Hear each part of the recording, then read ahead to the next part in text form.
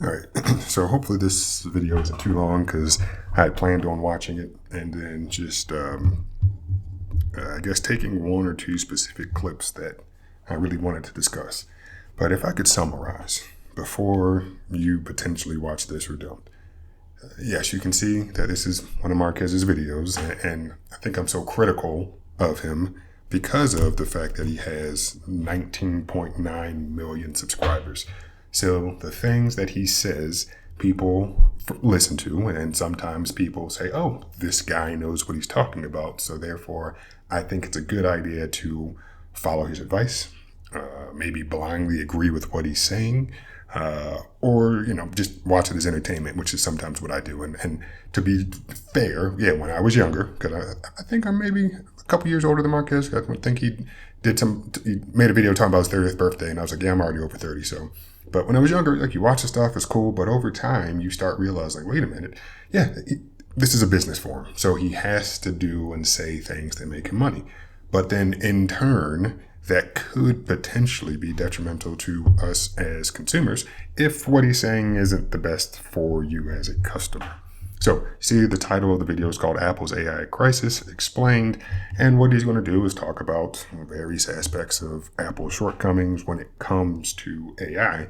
And if I could summarize his entire video, and in fact even Apple's situation, it's Apple doesn't really try.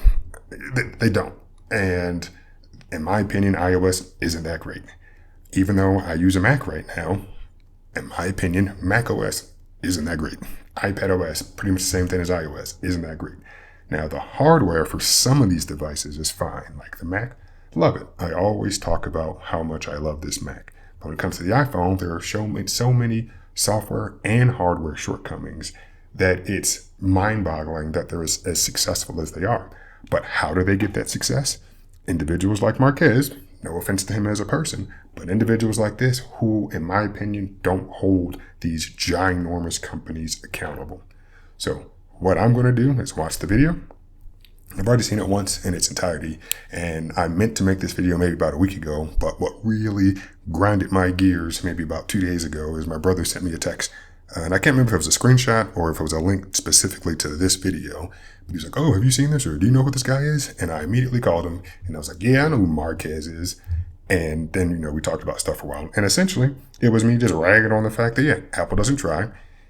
They make some stuff, but now that they're so far behind and they're attempting to try, you can see that they're really just not that good. How do they make their money? Off of overpriced upgrades, subscription fees, services, things like that, and just giving you subpar stuff and really charging a premium for it. So let's go ahead and get started, and we'll see what all he has to say. In addition to telling you to subscribe, I'd like to tell you about today's sponsor, Vaseline Lotion, or Vaseline, however you want to pronounce it. And for those of you who don't look like me, and I think you know what I'm talking about, skincare is important. Daily moisturizing is important. Use lotion. It doesn't have to be cocoa butter. It doesn't have to be this brand, but you need to put lotion on your hands and the rest of your body. There are plenty of YouTubers out there who do in-depth hands-on things, and the camera's really focused on their hands, and you can just see how dry they are. They should be the ones that are actually sponsored by some of these companies, just to show how moist your hands can be without feeling too oily. So I'd say Vaseline, definitely a good option to consider. Now, back to the video. Giant company is late to massive technological shift, fails to adapt, falls behind and never recovers, dies. That is a tale as old as time, and it does repeat itself. Now, Apple is the biggest tech company in the world. They're worth $3 trillion. They have more cash on hand than anyone could ever spend. And just to clarify, because earlier I said they overcharge for upgrades. So essentially, like, for instance, talking about this Mac, the base model was whatever it was in terms of price. But to get 8 more gigabytes of RAM, $200. like it's insane. To go from a base storage, like 256 to 512, $200. And you're like, holy crap, that's expensive.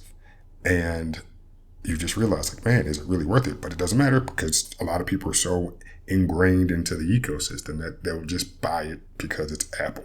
People will blindly follow some of these tech YouTubers, these companies, or I'll say the people in the companies, and then it just leads to a worsened tech environment for everybody because nobody's holding these people accountable.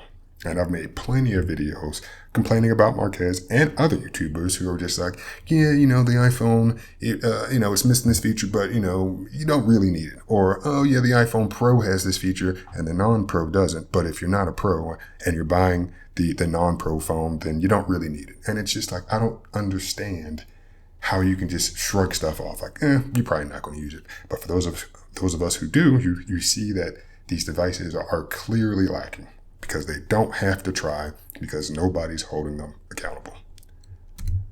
Extremely successful in many categories, and they've taken down many other tech companies along the way. But now the year is 2025, and between missed deadlines and deleted commercials, it seems like even they are having some troubles with an emerging technology, and it is fascinating to watch.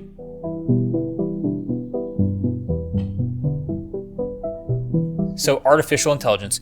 You guys don't need me to say it, you already know. The explosion of consumer AI in the past couple years has been nuts. How many times have you heard those two letters next to each other? So suddenly everyone for the past 2, 3, 4 years has been talking a lot more about AI.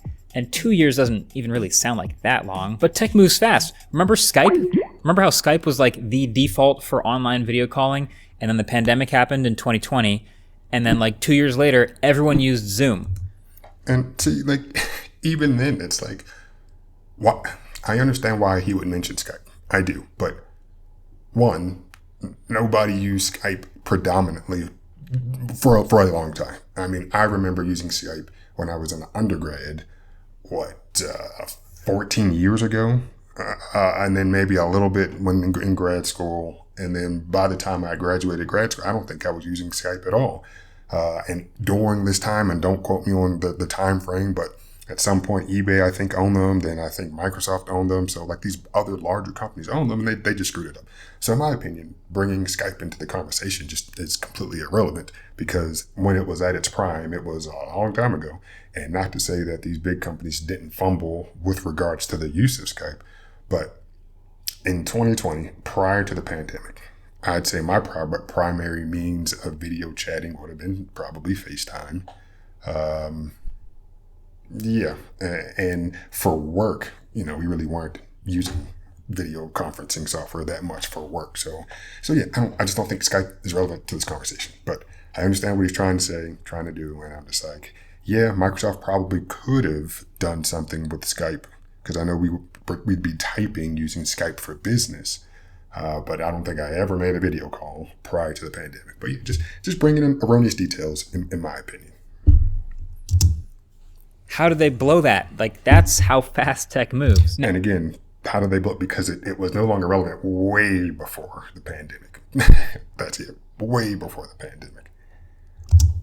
Apple is a lot bigger than Skype was, but none of these companies are immune. Every one of these big public tech companies, all these companies are beholden to making as much money as possible. They have shareholders, they have investors, and if they don't think you're doing everything you can to grow as much as possible, they're not going to be happy. So when a certain ChatGPT comes along and gets 100 million users in 2 months and seems to prove that AI is definitely the next frontier of consumer technology, well, then you start seeing a lot of tech companies suddenly talking a lot more about AI.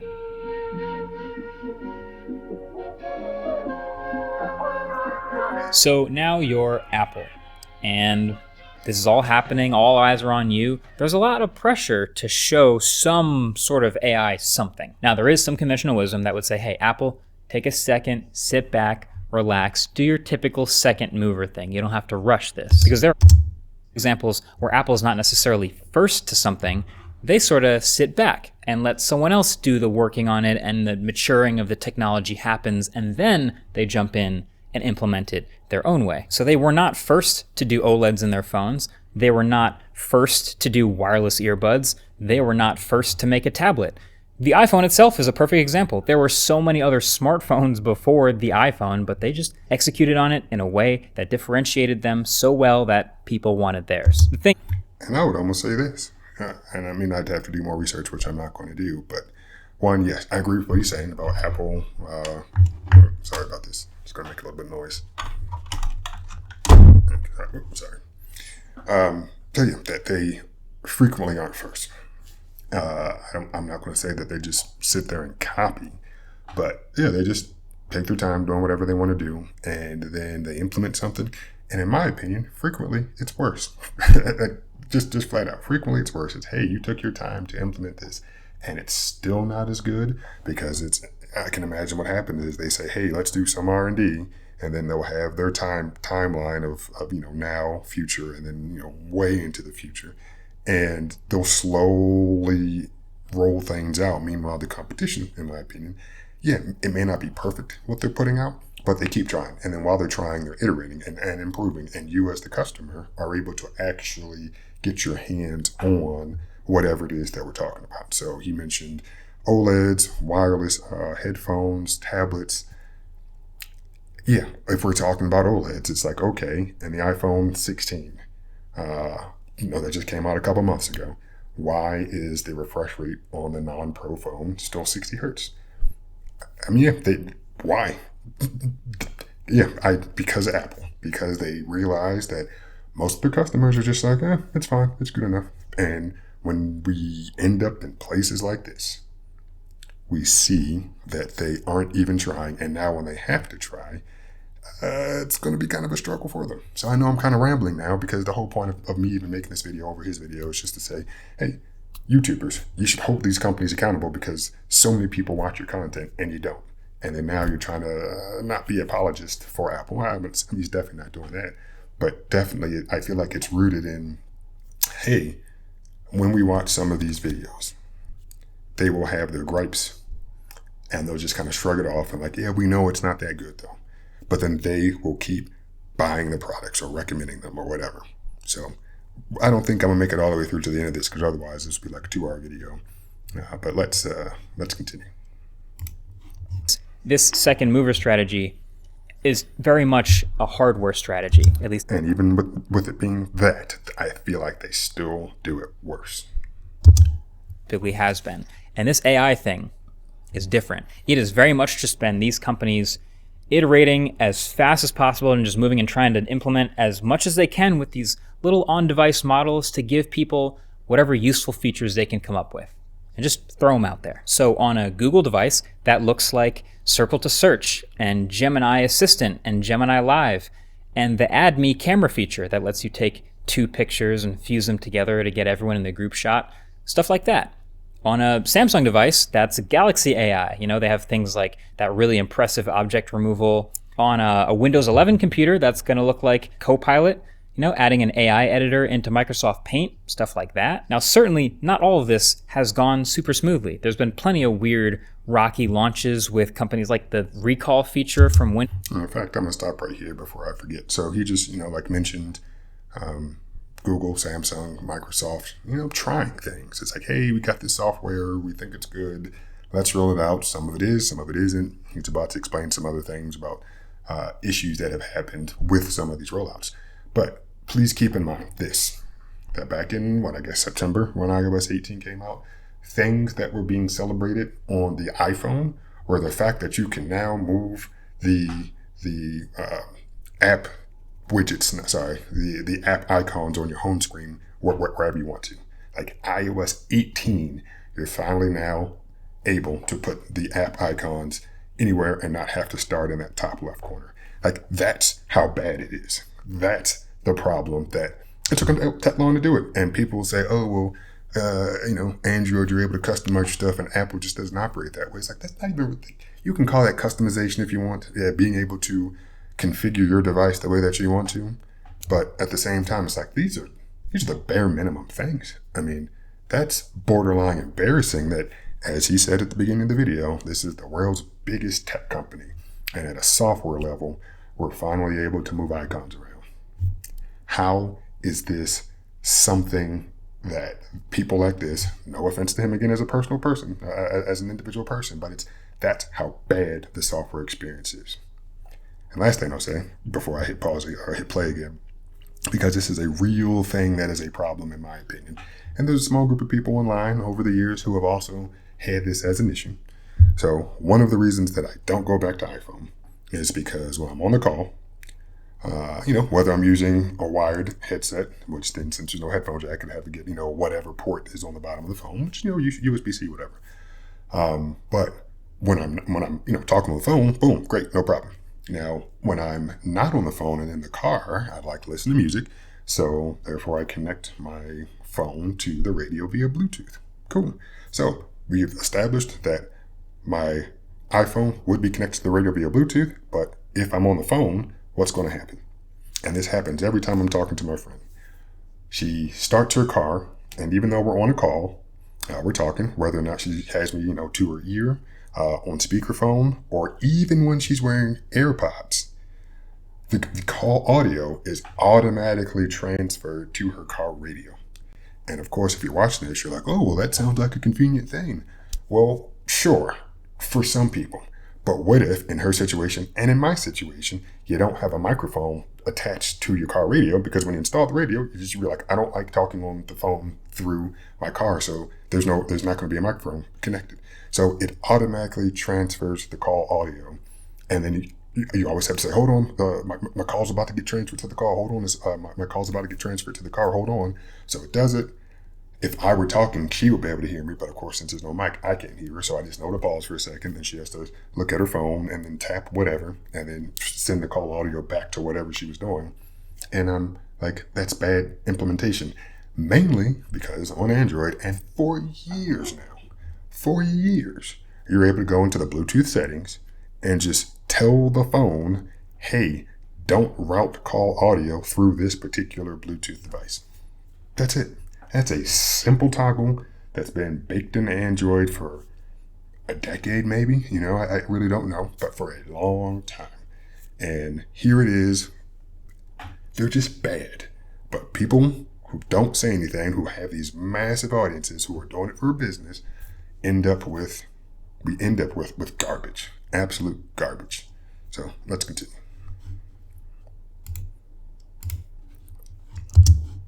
Got some backlash and people didn't love. Lots of stuff has not been ideal. There have even been whole startups that were born and died just trying to jump on the AI bandwagon as best they can. But at this point, basically every big tech company has something that they do that they can point at and be like, all right, look, see, we do AI. You can see we're being useful to our customers, so you investors can relax. We're on the forefront of it now. So then what does Apple do? Well, same idea, right? At WWDC 2024, they announced Apple Intelligence, which again is just a branding umbrella term for all the AI stuff they're going to do across iPhones and iPads and Macs, things that involve using generative models and large language models. On the surface, it's kind of along the same lines. A couple silly features here and there, Genmoji, image playground to just generate random cartoonish images. But there have also been some useful things like writing tools and ChatGPT integration, and then big promises of significant upgrades to make Siri actually good, because it's been lagging behind and bad for years. So on the surface, feels right in line with a lot of these other companies. So lagging behind, and bad and lagging behind for years, whatever you just said. I don't know how often he or anybody else would want to use Siri, but they keep buying the hardware that has Siri on it. I don't know if he has Google Assistant also installed or Alexa or one of these other voice assistants. No idea. But it's like Siri is a part of their portfolio. It's bad, in addition to a bunch of other software, in my opinion. Yet they keep buying the stuff. Like right now, he has an Apple Watch on, which means there's an iPhone lurking around there somewhere. Why? And even then, it's like, well, why? What do you mean? How do you know it didn't have an Android? Because you can't use an Apple Watch with an Android device. The first thing you turn on the Apple Watch from the beginning, and it has the little circle, spatial looking thing, and I think you need to either scan it or bring the phone here. I forget how I set it up, but you need an iPhone to even operate it. Such limitations make no sense. And then it kind of works the other way around as well, that if you have an iPhone, you want a different smartwatch. Technically, I think they pair, depending on the brand or whatever, but you are so limited with what you can do with that third-party smartwatch than you are with an Apple Watch. Bad implementation for the consumer. So Apple's like, oh, everything just works as long as you buy all of our products. And it's like, cool, a lot of your products are garbage. I'd like to maybe use one of them and then use something else. And they're like, no, your experience is going to be even more degraded. So even little things like that, like, hey, for a long time, I was okay with an Apple Watch, but then I immediately was like, oh, well, that means I have to use an iPhone. And for me, that was an absolute deal breaker. Gave my Apple Watch away because I'd given the iPhone away, gave the Apple Watch away. I was like, I'm done. So yeah, little things like that, in my opinion, are just so crucially important. And for years, these large YouTubers have just said, whatever, whatever. A lot of it kind of silly and easy to ignore, especially if you're not an investor, but some of it potentially really cool. I know I, for one, would like Siri to be decent. Hasn't ever really been that good, but yeah, they still keep buying the crap, though. Keep buying the crap. So I remember being there at WWDC in the summer when they announced Apple Intelligence and thinking, oh, okay, great. I would like to review this thing when it all finally comes out. So a couple months go by, September rolls around, the iPhone 16 launches, and it's built from the ground up for Apple Intelligence. And so it has iOS 18, but it doesn't have... Okay, now here's another gripe. So it has nothing specifically to do with Apple Intelligence or Apple's AI crisis. But my biggest gripe, I think the video I actually almost hate that he made a couple years ago, was he was talking about a Sony phone. And I forget if it was the Sony Xperia 1 Mark V or the Xperia 1 or the Xperia 5, but I'm pretty sure it was the Xperia 1, so the bigger one. And the one thing that he pointed out, in fact, he pointed out multiple things, but he called that particular phone an enthusiast phone. Okay, like, oh, only people who want these phones, these Sony phones, are either smartphone enthusiasts, Sony enthusiasts, camera enthusiast, whatever. It's an enthusiast phone. And one of the things that he pointed out on the device, which he labeled as an enthusiast feature, was the fact that Sony has a dedicated button to open the camera. Yeah, just like an additional button that's used for, you can, I think, press and hold it for a quick second, the camera will open. And then once the camera's open, you can press it and focus and press harder, and then it'll actually take the picture. And he called that an enthusiast feature. And now that the iPhone has it, which sure cool, I hate it. It's like, oh, over here 2 years ago this was an enthusiast feature. Oh, now that the iPhone has it, it's just mainstream. It's like, no, it was a nice feature, a nice thing to have, something that prior to having to add another button, because on iPhones you can't like double press the power button to open the camera. At least you couldn't, because I think for a while that was reserved for Apple Pay. It's like, oh, we have a new button, but now it's a mainstream feature. So now it's not an enthusiast feature anymore because Apple did it or because one of the bigger companies did it. It's like, it's just, how about you just make a good piece of hardware and not force your customers to always compromise. Always compromise. And like, that really pissed me off, mainly because I like Sony phones, because they are good products. Yes, Sony could advertise. Yes, they could support their phones for longer. There's so many things that they could do, but in terms of the hardware that they provide to you, the customer, it's a good product. And I still have my very first Sony phone. Actually, no, disregard that. I just sold it. So that was kind of a sad day to let that one go. But I had a Sony Xperia X Compact that I got back in 2016. And I really liked it. But yeah, it's gone now.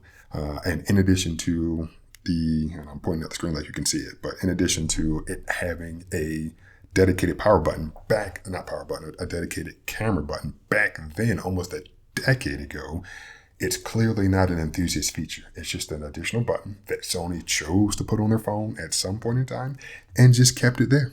They just kept it there, and now the iPhone has one. So this distortion that's created, like it really, really bothers me. And the other thing I'll say on this particular screen before we continue is one thing that my Sony phone that I bought back in 2016 and this iPhone, and mind you, I spent, I think, $250 on that phone back then, which back then I was like, oh crap, $250, yeesh. But mind you, this iPhone that came out in 2024 that retails for $800, they both, share a USB-C port. So finally, after a year now, because the iPhone 15, so just previous year, Apple decided to put USB-C on their iPhone. The data transfer speeds on this device still operate at USB 2 speeds. Yes, I get it. A lot of people are not transferring stuff from their phone to their computer using a cable. I get it. But to keep, I guess, a standard on your device as the cap in terms of USB 2 speeds, I want to say that standard came out in like the year 2000. Why is it still there? This is a flagship phone. I have to upgrade to a Pro phone to get USB 3 speeds. Heck, I have a Pixel 6a right behind me that came out, 3 years ago now? 2.5? I don't know. But costs less and operates at USB 3 speeds. Because somebody like me, I do transfer stuff from my computer to my phone or from my phone to my computer. And operating at USB 2 speeds is just way too slow. But nobody, I don't say nobody, a lot of these larger YouTubers are just like, it is what it is. And just move on. So that's why Apple is having a crisis, because for years they were able to get by with, yes, the first iPhone was good. Boom. I mean, I'll say good for its time. I mean, I'll say it was fine. How about that? iMessage. That was the lock-in that got people. iMessage. That's it. And in terms of iterating on iMessage, yes, I think they've improved some encryption lately. And some of this AI stuff that's in there, yeah, it's cool. You felt like you're kind of part of the in crowd, and then you made other people, not me, other people made others feel like they were part of the out crowd if they didn't have an iPhone. So people bought iPhones just for iMessage, and that's really it. And now that RCS is, I'll say, universally adopted, I'll use that term loosely, that experience, I hope, gets people to realize that, I don't need an iPhone to get the same messaging experience. And look at Android. There's so many choices, relatively speaking. This is not a good product. It's not. But so many people buy them. So, okay. Any Apple Intelligence features at launch? At all. Like literally none of it. It's all still pending with software updates. Oh, okay. But at least, there's some betas coming up in the pipeline. So a few weeks later, iOS 18.1 comes out, and then it's got some of the features. It's got writing tools, notification summaries. So it's starting to have some stuff that I can test, but it is missing a lot of the bigger stuff. And also notification summaries kind of turned out to be not that great all the time. And I'm happy he pointed this out. that notification summary. So yeah, I don't know if Android does it. I mean, and I'm not going to take the time to look. So even if they do, I would still bash them for trying to make something like this, because sometimes the notifications are so short that attempting to shorten them makes no sense. So then you lose context, and then it's like, what just happened? And this is what they released, these notification summaries. Are they still turned on in iOS 18? I don't know. Don't have an iPhone. But this is what happens when they are attempting to do something. You can see that they just aren't that good. They just aren't that good. And they haven't been for a while. But yet people kept buying the stuff. And that's why they got to where they are. People buying the stuff and people in positions to, I guess, offer influence didn't say anything to combat them. A few more weeks go by, and then iOS 18.2 drops in beta, and they added Genmoji and Image Playground. It also added that ability to kick out more complex queries to ChatGPT. So, I mean, okay, it's progress, and I'm glad it works, and people can generate cartoon images on their phone, but like, is that really the core of Apple Intelligence? Have we really seen that yet? I'm still thinking no. I'm going to keep waiting. I'm not reviewing Apple Intelligence yet. So a few more weeks later, we get iOS 18.3. At this point, we're months away from the original iPhone launching built for Apple Intelligence, but this time they flipped the switch on visual intelligence, which I think is the first genuinely really useful, interesting thing, using the camera feed to answer questions about your environment or add an event to your calendar from a poster, things like that. But it also did disable notification summaries for news and entertainment apps because of all the mistakes it was making. But there is still no improved Siri. This new Siri is supposed to have all this great stuff like on-screen awareness and being more conversational and having more in-app controls. But none of that is launched. And at this point, I just don't know when it's coming. So I eventually just did a review of all of the Apple Intelligence features that are out so far, because I don't know when the rest are coming. And I thought that would be helpful, but at the same time, it's frustrating because they promised so much, and yet... Yeah, it's not. Because it's how, I mean, yes. I if I cared, I could go back and see what video my first video, whether it's criticizing Apple or even Marquez for what's being allowed to be consumed by consumers. I mean, it's oh, holy crap, they lied. Why should we trust them? People, yeah, why should you trust them? In the past they did what? Okay, they announced some garbage and they released some garbage, and now I'd say this is, hey, there are other companies, because it's all software, and this software can be run on various platforms, not the way Apple does it, that their software only runs on their hardware. But when you get stuff like this, you're able to see, oh, this software can run anywhere. And this software made by this other company is better than what Apple's doing. And since I can use this software anywhere, I don't have to buy Apple's hardware. So wait, maybe other things about Apple aren't that good either, is what I'm hoping people start to think. I mean, heck, right now, even on your iPhone, yes, you probably have Safari as your default browser, because for a long time, Apple wouldn't allow you to change it. So people, it's the power of defaults. I guess it's so important. But Google pays Apple $20 billion a year to be the default search engine. So you're still kind of ingrained with Google. And now I think you can change your default web browser to Chrome and a lot of stuff on the back end. But still, I think people just naturally favor a lot of Google products over Apple products because they work almost everywhere. Same thing with Gmail, I can imagine. There are a lot of people who are like, yeah, mail's fine. But there are other people who prefer Gmail.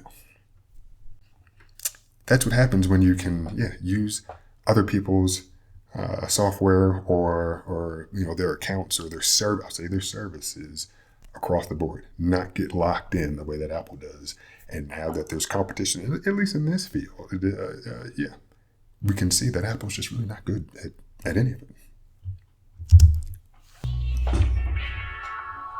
So this is where it gets kind of weird. Not to get too existential, but this job that I do, that we do, these tech YouTubers and tech journalists, things like that, you can kind of boil it all down to just going around and just doing endless tech demos. Like, we just go from tech demo to tech demo, and it's other people's jobs professionally to give us cool tech demos, and then we can point a camera at it or write an article. And then our job is to, one, decide if the thing that they're demoing is a good idea or not, but then two, to try to understand how real that tech demo actually was. That's really what it is. It's just cool tech demos left and right. So like a new product might come out and get announced and they show it to us and they're like, check this out. And part one, again, is, okay, are these new features in this thing actually a good idea? Would people want that? And then part two is to try to listen to the words coming out of their mouth and look at what's happening and understand, is this tech demo real or staged or completely fake or somewhere in between? So then Apple, I would say is typically, they do a pretty good job. Like in the spectrum of how crazy things can get, like they're pretty realistic about things. Like the new iPhone comes out on stage and then they shepherd everyone to this hands-on area. And then we get to point a camera at and demo in our own hands a lot of the new features that they just announced. So in general, pretty good, but it's not always perfect. Fun fact, I don't know how many of you remember AirPower, but that was one of those things where I remember that event. They showed it off on stage, whatever. And I'm going to say it before he does, but that was Apple attempting to try and failing. We actually have to try something. Wireless charging, which I don't see why people are so crazy about it, but whatever, that's not the point of me complaining, but it's, hey, here's Apple attempting to try, and they failed. I will say, because somebody might point out how the Vision Pro does exist, and it also costs $3,500, and we talked about it for a little bit, then we stopped. In fact, I don't even know if I made a video about it. because it's like, this is literally useless in my life. And I can imagine it can be useless in many other people's lives. And that's why it's gone. So for all the things, mainly just, okay, the iPad exists. There really aren't many other tablets. Cool. The phone, okay, you have the iPhone and Android, and you're just like, well, there are people who are just in the ecosystem because of iMessage. And now they'll get the watch. Cool. They'll get the AirPods. Cool. But they don't really have to try, in my opinion. Yeah, they're just not trying. And now I will say this. With the hardware of the Mac, because I always come back to it, I feel like they tried. Yes, I thoroughly enjoy this thing.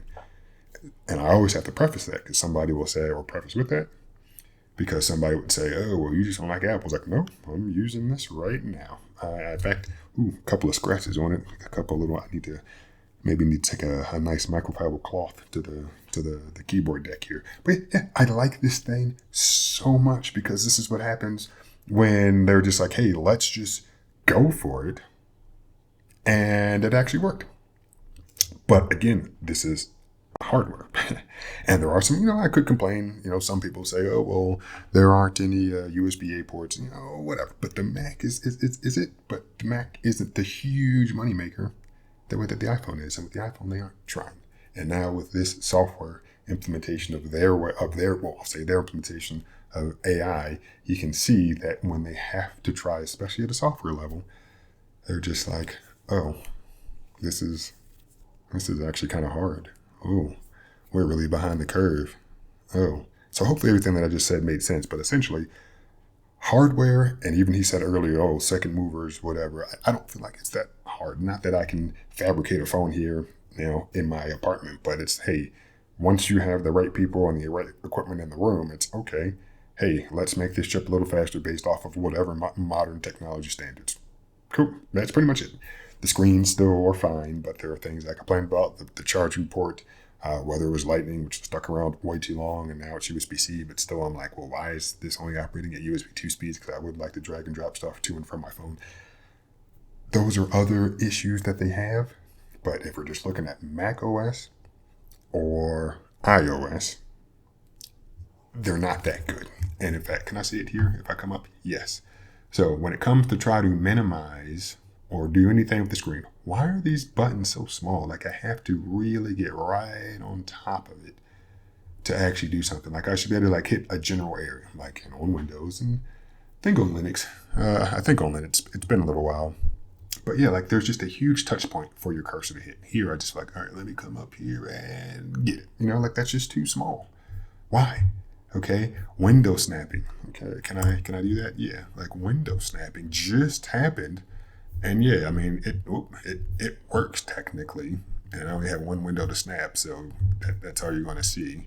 Oh, since I have a second monitor, it's just going to get off the screen. But yeah, it's really not that good. Plus, they just instantiated a couple. I think not this version of. Actually, no, it might have been this past version. Yeah, it was maybe back when iOS 18 came out, and whatever version of Mac OS came out. I think that's when window snapping first came out to the Mac. Now, to be fair, and I have to do some research. I really don't know. I do think Microsoft did have some type of patent on it for a while. So that might have been a limitation, which is why Windows had it and Linux had it, because Linux is open source, and that's maybe why Mac didn't have it. But don't know, but I just know that was one of my huge turnoffs for Mac OS, and kind of even still is, because it's not that good, is I'd like to be able to snap my windows to and from as I'm actively doing stuff on the screen. So yeah, again, I know I'm rambling. I know. But all this just again to say that when Apple, at the software level, is forced to try, you can see that this stuff just really isn't that good. Now, and the other thing I'll say, because there's one thing in the back of my mind, I just can't remember what it is, but as I do think of stuff, I will say it randomly, but being second mover in terms of the app drawer on Android, where you can swipe up and all your apps are there. Apple has the app library. It's curated folders. And then, of course, if you swipe down, I know you can have an alphabetized list of all your apps. That's all that I would have wanted. Just I swipe all the way over, have an alphabetized list of all my applications. If I wanted folders, I would have made folders. Why does Apple think that this app library is what I want? It's useless. Normally I can see some, but no. If I want to organize my applications in certain ways, especially now that I can move my apps anywhere on the screen, I would organize them the way that I want. Don't force my applications into your pre-curated folders with whatever titles they productivity, communication, social media. I can do that. Don't do that for me. It's just in the way. Another second mover, worse implementation. We go out to the hands-on area, and there was a single AirPower out there. Just one wireless charging pad among all the chaos, but it didn't work. So you could put your phone on it and pretend it charges, but it didn't. And maybe that should have been a red flag right there. Because of course, as we know, AirPower never came out. I think Tesla's robots are another pretty recent, famous one. We all remember that show that they put on. They had those humanoid robots walking around their event, interacting with people. Tesla would never confirm or tell people exactly what was going on behind the scenes to make that all possible, but there were plenty of theories about them being remote operated or human controlled. Anyway, Apple Intelligence is one of those things where they've had this slow, continuous rollout where the most interesting and possibly most important things are at the end of the rollout, but there's no timetable. They're just kind of coming at some point. And Apple's never demoed them for us. It's really interesting. John Gruber pointed this out in his piece a little while ago, that this could be an even more glowing bright red flag. Apple has never shown these features working to anyone. And I mean, you'd think if they could demo it to a reporter or YouTuber or something, that they totally would. They'd love to show it's almost done, just here's how cool it is. But they haven't. And the fact that they haven't even gotten to the cool tech demo part yet kind of makes it feel like this is a lot farther away than we think it is. Now, all of this is true at the same time that Apple is literally running commercials and billboards and plastering Apple Intelligence all over their website and every announcement. They talk about it all the time, to the point that you'd assume it's like the most important new feature of their devices. They even had to delete a commercial that they made and published. They had to take it back because it was literally just advertising a new feature of this big Siri update that doesn't exist yet. It's like looking into your phone and using context to tell you something. That straight up didn't work. Siri, what's the name of the guy I had a meeting with a couple of months ago at Cafe Grinnell? You met Zach Wingate at Cafe Grinnell. Hey! Zach! Yeah. Wow, I didn't think you'd remember me. Yeah, of course. As soon as I saw you, I'm like, it's Zach. Nobody looks like Zach. You know, I hate those commercials. Not because Siri isn't capable of doing that. Just what they stand for, I think, is why I hate them. It's that one. And he was scrolling through the other ones. I think one, he was trying to write an email and Siri had to help him. And other stuff. It's just like, I don't know. I feel like crappy people. Whatever. I think it would be cool if Siri actually could look into your phone and into your apps and calendar and actually tell you things about it, but it can't. And we've never seen a demo of this outside of this commercial or Apple's official videos. So yeah, this disconnect between how successful Apple would like us to believe that they are with AI and how poorly and delayed things are actually going, that is the crisis on Apple's hands right now. It's fascinating to watch. And it's totally fine to delay products. Like, that happens all the time. It's actually very normal. But just with AI, with how immediate it feels, with it being this paradigm shift of technology and all of their competitors shipping things, it feels like things are moving very quickly. So that's how you end up with apparently internal meetings and reorganization and people inside of Apple calling it embarrassing. To people paying close attention to Apple, I think Apple Intelligence has from the beginning kind of always felt more like a nice thing to please investors more than an actually useful, revolutionary set of products that regular people are going to love. But now that it's so delayed and the disconnect is so obvious, it's never been more apparent.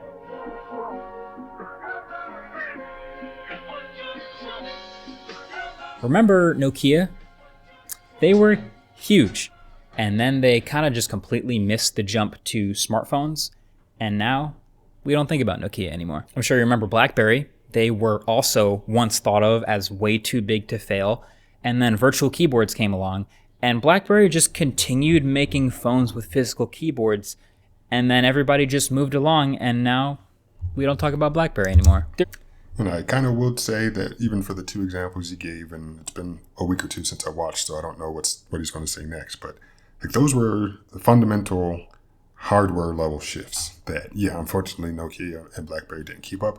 Nokia technically still, I believe, makes phones, and then there's another company that I think owns Nokia that makes, I think, like licensed the Nokia name, but then whatever the name of that company is, I think they make phones under their name too. So they still exist, just clearly not as relevant as they used to be. And same thing with BlackBerry. Instead of going from physical keyboards to touchscreens with the keyboard on the touchscreen, yeah, they didn't. But the whole point, I think, of what he should be making is that, and he kind of said that at the beginning, maybe, is that when it comes to software, you have all the tools to make software. Heck, I can sit here in my living room of my apartment, and I can write software. These massive companies can write the software to make it work because the hardware already exists. That's the harder part, in my opinion. But once you have it, you're like, okay, cool. What can I do with this hardware? I can code this. I can pay these guys tens to hundreds of thousands of dollars, a month to do stuff, millions of dollars to do stuff. And when they don't, or they don't do it well, we now see what happens. And Apple is an example of what happens. And yeah, with Skype, as he brought up earlier, which I still think wasn't relevant, it's the software and a bunch of other stuff, but software that Microsoft or eBay, whoever owned Skype at the time, could have done or made some changes to make it more relevant to the particular time that it was trying to survive in back in the 2010s era. So yeah, we got 3 more minutes of his video, which probably means 10 more minutes of mine. Let's see. Countless examples of huge tech companies. We thought they were way too big to fail, but then they failed to adapt in some way to the changing tides of technology. Something happens, and then they're just gone, and we don't know what happened to them. And so there's no way to tell the future on this one. Maybe everything's fine. Maybe Apple ships the new Siri in 2 months, and it does everything they said, and it's great, and we just forget any delay ever even happened. But there's 3 things that have been on my mind that kind of make that feel unlikely. So number 1 is just that AI is just not at the core of Apple's business right now. And if you're just looking at it from a business perspective, they make a ton of money selling hardware, selling the services and the things attached to that hardware, and they will continue to make tons of money iterating and doing all that like they usually do. Financially, they'll probably be fine. Like, it's kind of hard to draw a straight line from Apple Intelligence is successful to Apple making way more money, especially when they're such a privacy-focused company as well. Like, a lot of these features don't go hand in hand with that. But then 2, their usual advantages don't really work here as much as they usually do. So like the second mover advantage thing that I talked about earlier, like that's typically a hardware technologist thing. Which again, even I know this isn't the point he's attempting to make, but even then with their second mover activities when it comes to hardware, I still feel like it's worse. So that's like a double slap in the face. Is it took you longer to release this, and it's worse than what's already available? Cool. And I think what he's about to say is essentially what I just finished saying a couple minutes ago of it's software. Write the software. Just write it, because unlike Apple, other companies allow their software to be used everywhere. So if people see that they can use your software on other pieces of hardware, why would they stay using our hardware? And so AI being software, with software, Apple's usually able to just rely on their massive, enthusiastic army of developers to support things and give it a kickstart and get it off the ground to get people using it. And with this, it's kind of the opposite. I don't think they're interested in this. Like, just think if I'm Uber, if I'm developer for Uber, and this new Siri is supposed to be able to reach into my app and perform an action like calling a car. So the user just goes, "Hey Siri, call me an Uber to the airport." And then it does it without ever opening my app. I don't actually like that very much. That gives me less control. I don't get to do as much with that experience, even though it would be really cool for the end user. But then number 3, just the lack of demos is like really, it's actually very hard to ignore, just from someone who's seen so many. Remember the Bixby speaker? Like all those years ago at a Samsung event, they announced the Galaxy speaker is what it was called. It looked like this little mini barbecue grill. And in person, we all go to this event, and then we go down to the hands-on area, and they had a bunch of them on display, and they were lit up, and nobody could actually touch them or use them. And then I think we maybe saw them one more time at a display at CES, but then we just never saw them again. Samsung canceled it. They never shipped the thing. I don't think Apple wants to pull a Bixby speaker or an AirPower with this thing. Like, Apple Intelligence has gotten so much PR, and it's clearly so important to them that it just feels like it's got to get there eventually. It's got to be frustrating for them to not have the ability to show it off or ship anything yet. But it would be pretty cool if Siri was good. But we'll very much just still have to wait and see. They're still Apple. They're still just going to keep shipping new computers, tablets, software, phones, the whole thing, and they will continue to iterate on other stuff. But this is just something to be keeping our eye on for the future, especially as this whole AI thing continues to ramp up and as they continue to put billboards out there. Share this video with someone who needs the explanation. Thanks for watching. Catch you guys in the next one. Peace. So that's that. I doubt I'm even going to spend any time editing this video. So I think I might just do some noise reduction.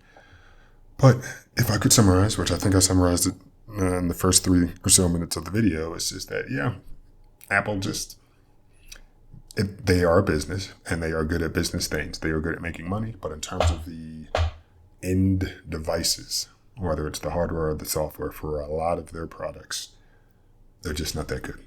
And even though, yes, I rave about this Mac, as I do, it was clear that prior to Apple Silicon, there were so many shortfalls when it came to MacBooks. And yeah, fortunately, they made a change. They said, hey, let's just take our extremely powerful cell phone chips and put them in computers and, essentially, do that, make them better, suitable for a desktop operating system. And they did that. Great. But everything else, in fact, I would say this. If I could take this hardware and just run Windows on it, Boot Camp still worked. That's what I would do. I would not be running Mac OS at all. The only thing that would have kept me, had I had an iPhone, would have been iMessage. But I don't have that, so I don't have that innate desire to keep using Mac OS. But the hardware, in my opinion, is that good. But this whole video was about software. And this, in my opinion, is just another example of Apple's attempt at software not being that good.